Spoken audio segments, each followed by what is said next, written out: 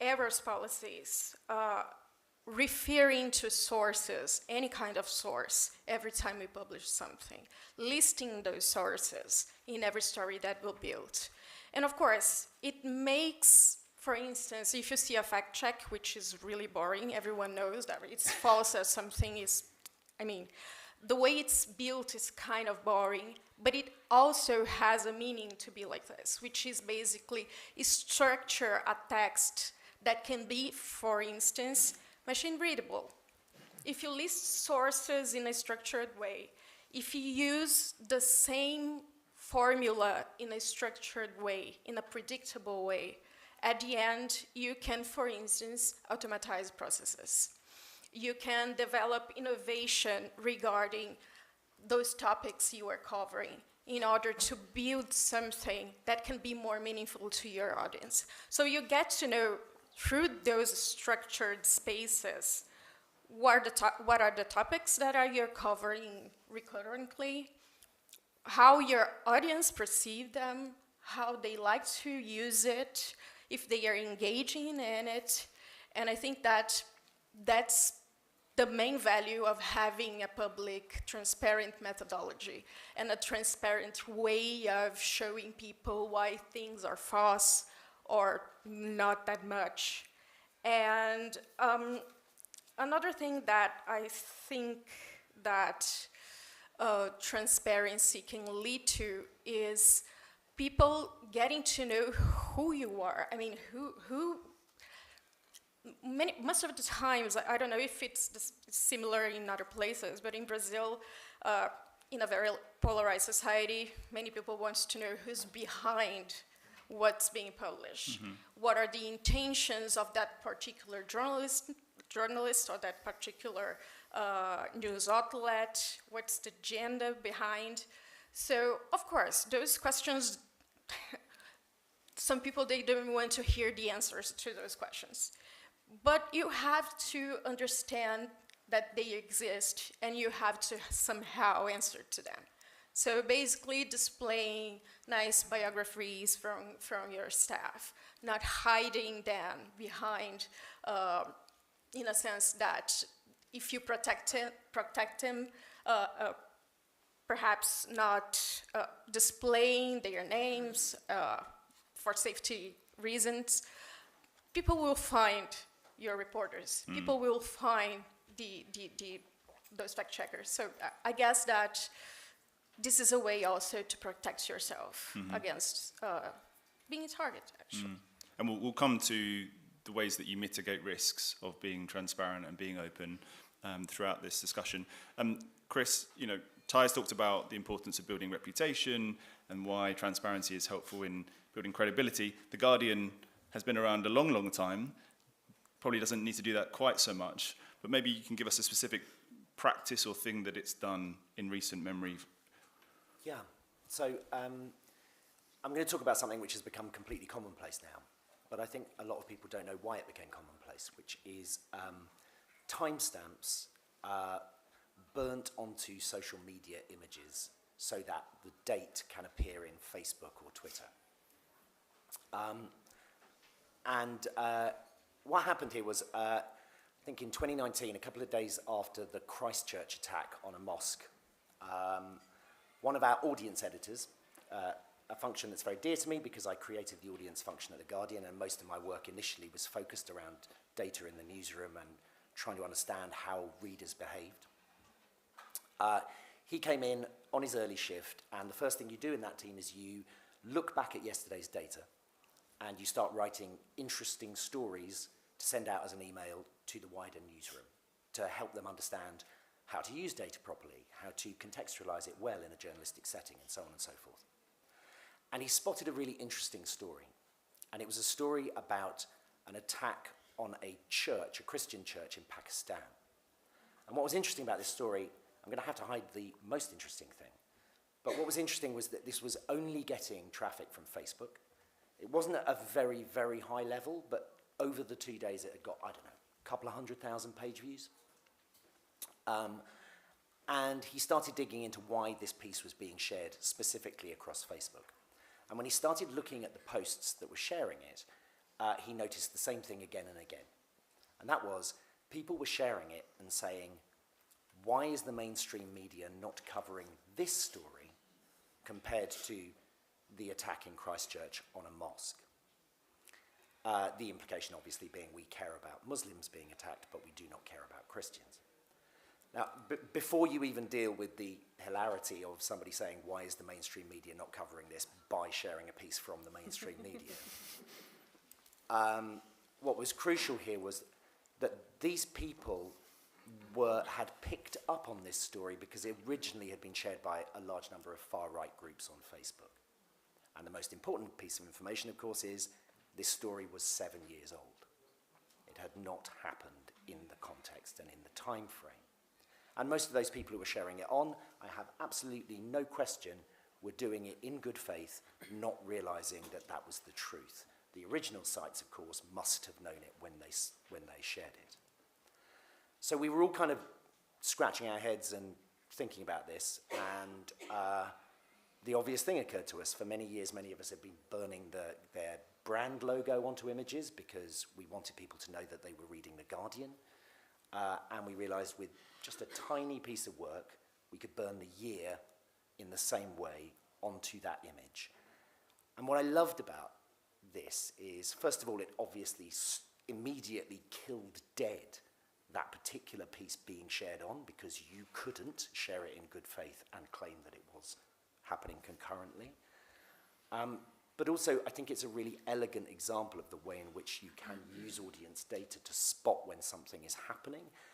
And it's also a really elegant way of demonstrating the value of journalistic ethics and ideals compared to the social media platforms who were not sharing that data. We effectively had to hack their platforms to do it. And now, as I say, it's absolutely commonplace, and I'm absolutely delighted everybody does it, because it's a very simple thing, but contextually, it's a really, really important thing. And before we move on, I want to understand the kind of impact of that intervention, that change, and how you think about it, because this is something that, you know, we want to be very clear on with people here. Is like, what is the upside on this, and how do you think about that? Yeah, so in this case, I really like it because the data is preemptive. You see the behaviour, I do want to stop it, I stop it. But there is a really interesting point here, which is once you've stopped the behaviour, you no longer see it and you can't measure it. And so I do want to say, whilst I care about data and I think often through the lens of data, there are many things in a journalistic organisation you cannot measure with data. So another perfect example is our readers editor, right? What's the best way of explaining this?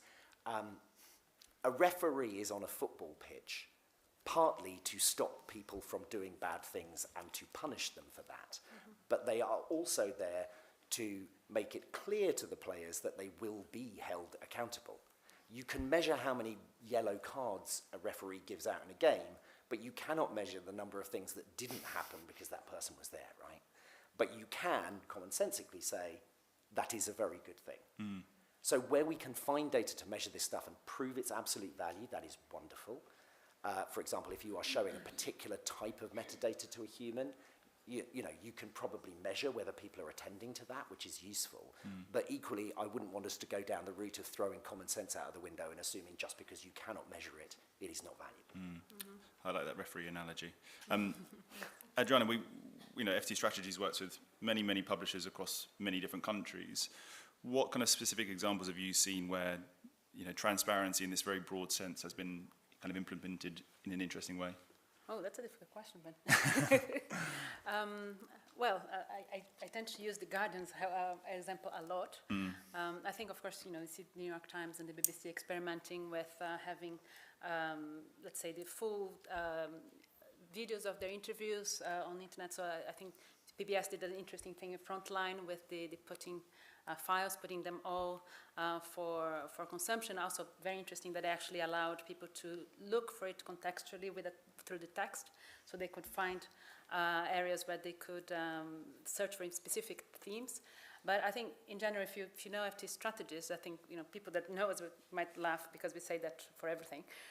But it's all about understanding your readers, understanding your audience, listening to what they have to say, reader editors, for instance, is one of the things that we promote. And in the end, you do with trust, the same way as you do with, let's say, pricing. You have to understand what works, what doesn't work, what your segments are, and what they believe in, so you can actually understand what is effective. Because I think there's a lot of interventions that don't necessarily have a huge impact, and they will have an impact in some contexts. So, for instance, if you're writing something about women or men, you might be wanting to know if the journalist is a man or a woman. But on the other hand, you also have research that says that it doesn't matter at all. They wouldn't recognize in a lineup if you actually see the journalist that you just read an article about. So it's all about understanding the context of what your content is about, what this specific article is about. So it's an editorial decision together with a more bigger audience decision. So, I mean, each of you have mentioned kind of audience segments in slightly different ways in your answers. I just want to be super clear. So which audiences within respective organizations that you work for do we think transparency most appeals to? What is it we're saying here, that the people who are the loyalist readers are most likely to care about the methodologies of our news organizations, or have I characterized that wrong? Well, I think you have to be careful as well, because there are two people that care about that. One is the people that are sort of, they don't understand where this comes from, they'd like to understand better, they're not completely convinced that the journalist has done the homework. And the other segment, which you have to be careful, is the people that think you're crooks, and they're actually there for malicious intent. So if you give a lot of transparency, so you get a lot of background for how you got to that information. So for instance, getting all of your tapes and a lot of the data that you've acquired for that might also allow it to be discontextualized and edited in a tendentious way as well. So there's the risk of too much transparency, which I think we have to discuss as well. Okay. Do you want to come back on that? Yeah, I just think there is an interesting separation here between who might be most interested in your particular brand of transparency, or the ways in which you work, and also those people who need it. So again, not to bang on about it, but the timestamp example is good because the people we were projecting that out to were not our audience. Mm-hmm. They weren't even on our platform. Yes. So sometimes it's about how do you get that information out into the wider sphere when it's not just interesting but necessary. Okay. We're kind of veering towards the topic of risks of transparency and the idea of maybe having too much transparency. Tai, in very practical terms, you've covered elections over that 10-year period. You've, focusing a lot on the kind of political ramifications of stories. Can you talk about kind of where you feel the line is in terms of how much transparency is too much, and how to mitigate those risks? Sure. I think that we have good cases and some bad cases, but I don't know if transparency played a direct role in the bad cases. But I will start with the good ones, which is basically, Aos Fatos has faced for the past years many lawsuits coming from people that don't want to be fact-checked or don't want to be regarded as disinformation spreaders or other types of spreaders of bad content on social media, for instance. So because we document every source that we use in our reports, because we explain to our readers why we are doing that, what is our mission doing that, what is the consistency, why is it important to have consistency covering some topics, some very disturbing topics actually as well. It prevented us of basically losing lawsuits and being condemned by things that we couldn't prove because we could prove what we were saying. I know this is kind of basic, but sometimes it's not, because many times people don't know how journalism works. I mean, it's something that we regard this as something that is obvious, but when you provide to a judge all the documentation that you used and the processes you chose to follow in order to publish something, it might be really valuable. Sometimes, of course, due to the circumstances, they are not that interested in transparency and methodology and the facts themselves, but I think this is a way to prevent bad things to happen. But bad things happen. So basically what already happened to us was we had this radical policy of transparency in which in our website we publish every year how much revenue Aos Fatos was making, who we were working with, how our contracts in the limitations that we have, of course, were being signed, and how transparent as we could be regarding how we pay our bills, which is basically a very common question. Who are paying you for writing this down? So because we disclosed our revenue, many of our lawsuits wanted like 10% of what we were making because they saw that on the website. So, I mean, we stopped disclosing that because, I mean, I think it was safer. But this is something that comes up every time. Who are paying you? Why are you being funded by such and such? And it won't go away, even if you explain to people that, well, journalism has to be paid somehow. These types of questions and the weaponization of such questions, they will still happen. And just on that point of that information you disclose about your kind of financial revenues, just so folks have an idea, how much kind of time and energy does that take within your organization to do? Because if you're wanting to do that, you might find that actually that's quite difficult. Obviously there are risks associated, but can you give people an idea about that? I think that because we are a young organization, I mean, we are 9 years old, almost. We had also the commitment to document everything that we did, to be safe. I mean, Brazil is one of the countries that journalists get more sued. I think it's actually the first one in the world in that particular list. So we have to be careful about our documentations that we have, and it's not only regarding the topics we cover, but basic accountability. It's something that we were always aware of. So it's easier, actually, to manage such recent amount of data already inside a mindset of organizing that data. I mean, we were there when social media already existed. Many news outlets already existed and were being seen as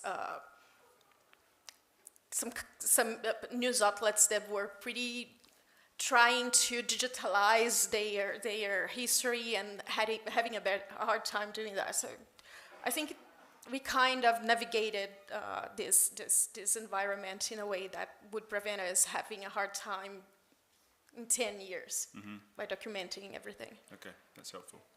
Adriana, when you're working with publishers, what are the kind of biggest risks you see as far as being transparent and disclosing information to the audience goes? And what recommendations would you give to help mitigate those or ensure that we don't have the kind of cases that Tai is talking about?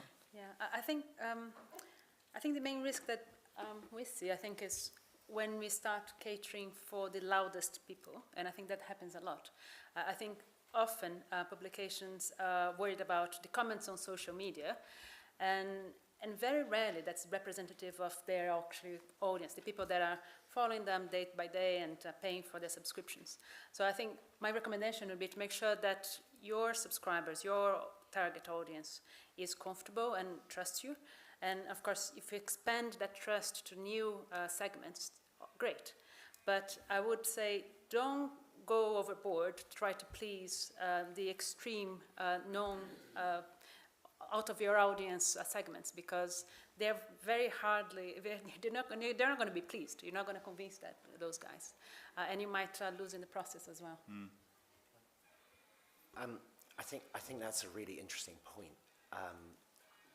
Comments are an interesting thing, right? And many people would perceive them to be a kind of commitment to openness and also a kind of a way of democratically holding you to account on the page and various other things. But I think it's not just tricky when you're talking about social media comments. It is tricky when you're talking about your own platform. So it's no real surprise, but we know from the data that I think it's something like 0.06% of our readers generate 60% of our comments. So That's whilst is it you?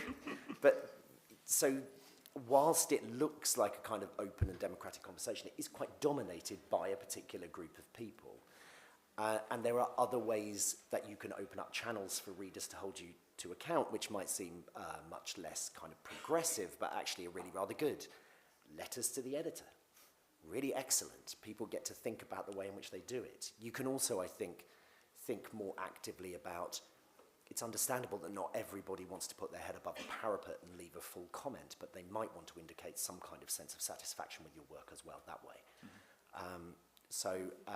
Comments are interesting, and also the channels through which people can contact you and whether or not they know who the best person is at your organisation to contact about a particular question. Interesting. So, go on. Well, I actually have a question. Sorry, Bento, I'm jumping please. on it. How do you balance that with, for instance, the safety of our journalists? Because if you make it easier to contact, you see what happens. Yeah, and to a certain extent, it shouldn't necessarily be about direct contact with the journalist, right? If somebody has an issue with their journalism at The Guardian, ideally, you probably want them to go through the reader's editor. Crucially, you need them to know about the reader's editor. And that's another really interesting challenge. You can't tell everybody about everything, contextually around an article which they're reading. You probably want to ask if they might give you a donation as well, right? And various other things. So I think that's one of the things that we're kind of grappling with at the moment is we have this amazing kind of infrastructure at The Guardian with all of these different ways to be held to account, but not everybody knows what they are. Not everybody knows that they exist, and not everybody knows who to talk to in a particular instance. And I think most of us probably have a lot of work to do around that. It's quite boring, but actually a lot of this work is about careful, considerate thinking. I mean, that chimes with some research that the Reuters Institute put out last year around the kind of limitations of transparency. And we should acknowledge those. This isn't a panacea. You can't achieve everything and solve all of the problems that journalism has by being more transparent. But, this research said that there was essentially a kind of moral obligation to be more transparent and benefits in terms of how journalism is perceived. What would you say to that as the kind of upside of transparency? Would you agree with that? Is there a reason to do it because of the moral nature of it? Chris, I'll start with you. Yes. Yeah? I think it's crucial. I mean, the example here is really interesting, right? If you're building a new organisation from scratch, why wouldn't you focus all your efforts and place transparency as a frame and accountability as a frame to build that? It's really exciting. I mean, yes, we should be held accountable. It's just a question of how you think about how you really not only say we've got these functions, but also do you know about them? And, journalism certainly demands accountability of other industries and other organisations. What do you think, Tai? Before we go to questions and we get the thoughts of the audience, is it only the moral upside that we can point to here as far as transparency goes? I think mainly, but not only, because, for instance, I tried to delve into that earlier. We basically, at Aos Fatos, I'm talking about Aos Fatos because it's my current experience, but it's something that we probably will see more in the coming years, is structuring your stories in a way that can be machine readable, which means you have to disclose sources, you have to disclose who is writing that story, you have to disclose why you're writing that story, why are you covering such topics. And when you organize those thoughts in a structured way inside your text, you can get to know what you're doing, what is your successes, what's going bad, and you can actually automatize. I mean, Aos Fatos has just launched an LLM chatbot in which we basically train the robot to basically organize everything that we have covered for the past 9 years and explain to people what's going on.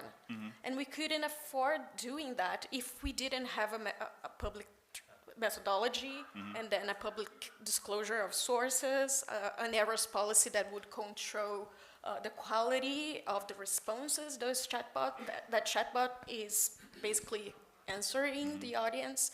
So I guess that in a way it can structure other things inside your organization much easily with a mindset that we are trying to discuss and navigate here. So it goes back to, again, the benefits for the organization and also the benefits for the audience. Exactly. Okay. I'm going to be a bit more practical then. Because, of course, there is a moral imperative. And we saw the survey from Impress that about 50% of the audience doesn't think that they know enough how journalists do their job. And they tend to underestimate. They think that we just, figure out something there and write it.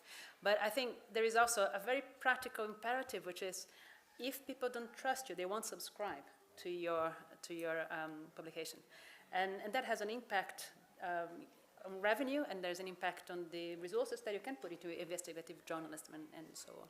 So I think it's important to keep publications sustainable, that they are trusted. Super.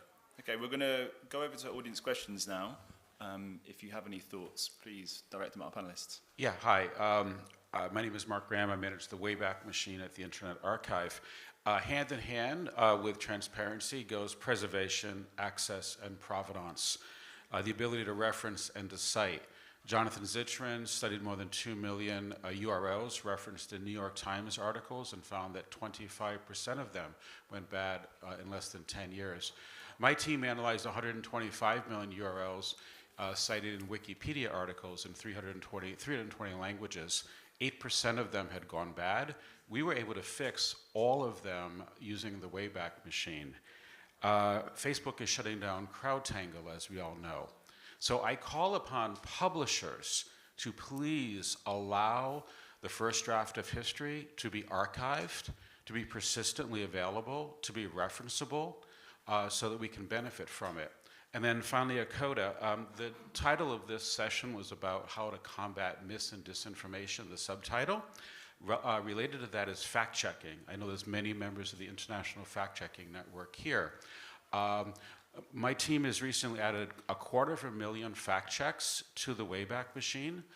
These are claims and reviews, URL pairs. We can only do that because we can reference this material on the web, either on the live web or archive versions. So once again, in the interest of persistence and transparency accountability, I call upon publishers to please allow your services to be archived and available for future generations. Thank you. Awesome. Yes. Yeah, great comment. I think lots of publishers don't really think about whether articles are persistently available, and I think that's a really good point to make. I would actually go a step further from archiving and making it available. It is also protected, because they could be a target of cybersecurity attacks as well. Okay, thank you. Hi, my name is Jan Jagers. I'm a journalist from Knack magazine in Belgium and the CEO of The Checkers, which is kind of an Airbnb platform for Dutch fact checks. My question goes to what you mentioned earlier on financial transparency. As transparency, as you put out, is weaponized and being held against you, could you, the three of you, elaborate a bit more on what the best practice would be? Should you mention the sources without the budgets? Shouldn't you mention anything because it takes up resources? And one last comment on that. In my experience, and I saw some research about it, is that all the comments that are not commented back again on are in general seen as, well, they don't answer, so probably it's true. And so that would be an argument not to be transparent. Please, I'll be happy to hear your thoughts. Yeah, so a couple of things there. So one of them is how do we, practically speaking, be more transparent in financial terms? How would you do it, Tai? And then also, Chris, probably one for you about the commenting. When users comment and don't get a response, what happens to the perception of the journalism above it? Tai, let's start with you. Well, we still disclose how we get the money. So basically, we don't publish figures anymore. I mean, the amount of money every year that we get, but how our projects, by whom they are funded, what is the proportion, the importance inside our organization, basically our strategy in order to survive, not the actual figures, because yeah, that was a problem. And of course, because Aos Fatos is not a non-profit, so we don't have to respond to the government all of accountability, but we have this radical transparency policy, so it's something that comes naturally for us. But we've passed through, actually, in Brazil for the past 6 years, for a very difficult time in which every information that we would provide could be used against us. And the government itself had the power to get those numbers regardless if we disclosed it. But it was something of a more basic safety issue than a well-thought strategy. Let's put it this way. Okay. Chris, on the commenting point?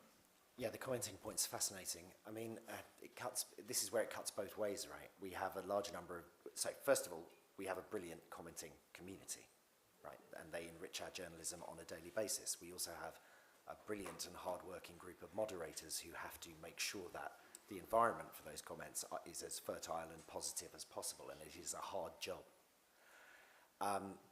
But, you know, we have many journalists who absolutely see it as part of their job to engage with commenting. That often will change depending on what they are writing about. If you are the live blogger of Strictly Come Dancing at The Guardian, it is generally a joy to interact with that community. If you are writing about Gaza, that is a very different proposition. And so there is an element of protecting our journalists. And frankly, I totally understand why many of them would say, I simply don't want to engage. The way that we approach it is, I guess, nuanced, but we try, I think, to think about whether there is a public good for opening a comment thread. So I was always really interested, I can't remember whether it was Nature, it was one of the science journalists. They ended up closing their comment threads because they got sick of the amount of misinformation being published right next to very carefully sourced journalism right above it, right? So there's an issue there. But yeah, we try and think about whether or not there is a positive conversation to be had that can enrich everyone. Again, then you get into questions of, on what basis do you do that? And why are you doing that in this case? And of course, one of the answers on those things is often because we've only got a certain number of moderators and they simply can't cope in this instance. If anybody's got any ideas about how you communicate more clearly, that kind of complexity behind the scenes, I am all ears.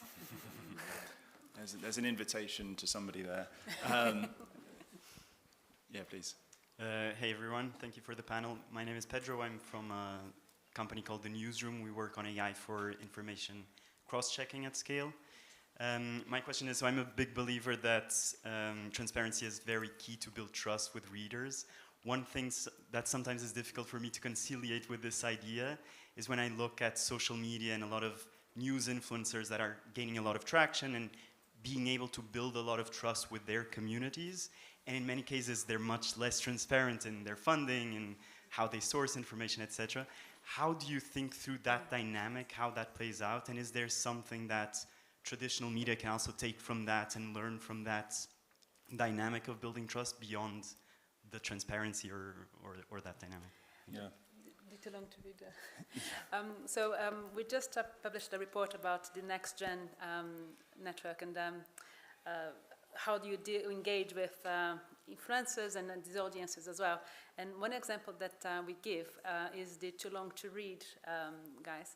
And they have a fact-checking video that they publish once in a while that they actually correct themselves when they got it wrong. And apparently that's one of the most watched videos that they have, and they increase the trust of their audience quite a lot. They engage a lot with those types of videos. So it's an interesting way that they correct themselves, they open themselves for that type of scrutiny, but they do it in a way that they say, we owe it, we got it wrong, and they explain why they got it wrong, why they tried to get it right, and actually increases trust. Mm-hmm. So that's an interesting example. Yeah, the report can be found at next-gen-news.com for those who want to read it. There's lots more in there. Any other comments on the question of what can we learn from news influencers about how they are more open about how they do journalism? We can come back to it if you want to. Any other questions or any other examples of how you guys in the audience think about transparency or one question there, and then we'll probably ask you guys to wrap up one by one. Hello, my name is Zoya. I'm from Lviv Media Forum NGO, which is in Ukraine, and we one of things we do, we analyze narratives and how they are spread in the media. And my question is here, during the IGF, we heard lots of thoughts that mainstream media failed their job by covering Palestine voices. Do you have a data-based answer? Is it fair or unfair accusation? Sorry, just to clarify, the question is has media covered Palestinian voices? Yeah, we heard lots of blames that Palestinian voices covered not enough. Yep. Do you agree with that? And do you have any kind of data-based answers for this part of audience? I'm glad I'm not answering that one, guys. I don't have any explicit data on it, but partly because you kind of need to be Google, right? You effectively need an entire corpus of what everyone's writing about, and then the ability to identify exactly what the topics were and the nature of it. I think one of the interesting things about CrowdTangle closing down is that was a tool that you could use to do that kind of work, bizarrely, in some ways, thinking about it through the lens of Facebook.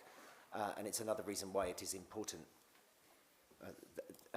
why it is a damn shame that has closed down, because you can't, it's quite an open tool and you could kind of make those kinds of inquiries. I also think it comes back to another really interesting thing, which is many news organizations don't know how many articles they publish. We didn't actually measure this until 7 years ago when I was working on a project to just work out whether we were publishing too much. But I think that is another kind of internal transparency that is really important. We've moved away from a situation where every night you print a newspaper and in the morning you can read through that newspaper and know what you look like to the world. Now we need other systems because that print product is not the whole story. So I think that there is another very interesting thing there about news organizations looking at their internal data to understand exactly the kind of point that you're raising, which is what do we look like to the world and do we think we are balanced in some way? And the Financial Times have actually measured how many men versus women that they source in stories as a part of the way of doing that. And there's lots more the publishers could do to do that using buzzword AI and technology like that. So we've got a minute or so to wrap up. So yeah, if I'm not mistaken, the Arab fact-checking network is developing a LLM-based tool to detect bias on coverage. So I guess that's coming. And I think that's basically due to that structured work in which you can organize your data and develop tools that might tackle such topics. Great. We'll probably wrap it up there. The panelists will be available for you guys to come and talk to at the end. Thank you very much for your questions. Thanks for coming, and we'll speak to you all soon.